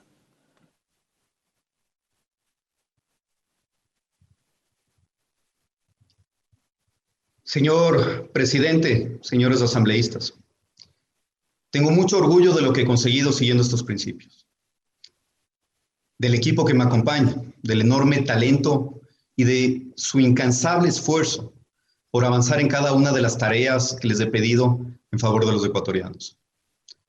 De cada empleo creado, de cada empleo salvado, de cada capacitación entregada que genera esperanza. Pero sobre todo tengo orgullo de poderle mirar a los ojos a mi esposa y a mi hija con la frente muy en alto y saber que cada paso que doy es para poder dejar un país mejor del que recibimos. Ese orgullo que siento no puede ser censurado. Muchísimas gracias, señor presidente. Hasta ahí mi intervención. Hemos escuchado así durante 2 horas la intervención del ministro de Trabajo, Andrés Ich, quien ha defendido y ha presentado sus argumentos frente a este proceso de juicio político que se lleva en su contra. Marcela Holguín, asambleísta Marcela Holguín, tiene la palabra. En estos momentos, la asambleísta interpelante Marcela Holguín tiene la posibilidad de hacer